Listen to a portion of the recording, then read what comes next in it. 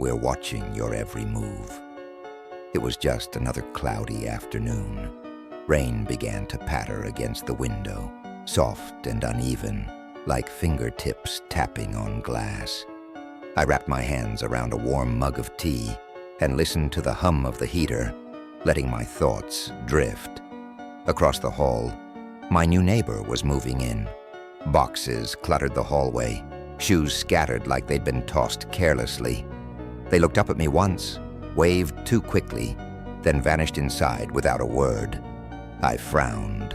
Weird timing. I shook it off and went back to my book. That evening, when I stepped out to grab the mail, I saw it, a scrap of paper tucked under my doormat. My stomach sank as I bent down and picked it up.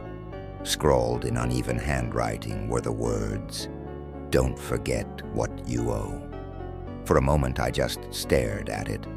My fingers trembled. Who would leave this for me?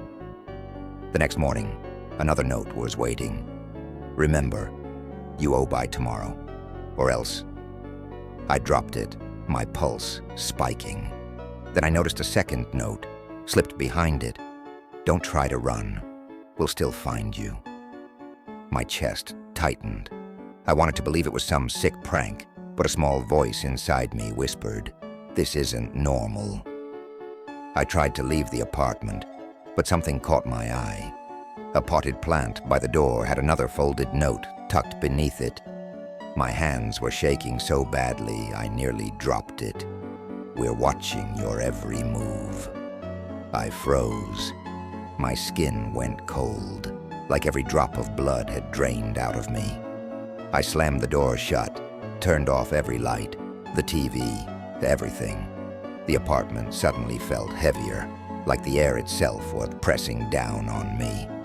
That's when I started to hear it, scratching from inside the walls, faint tapping against the glass. My breath hitched. Was this real, or was I losing my mind? I crept to the peephole, heart pounding so loud I could barely hear. And then, my neighbor was standing there, perfectly still, a faint smile on their lips, head tilted, studying me like I was an insect pinned under glass.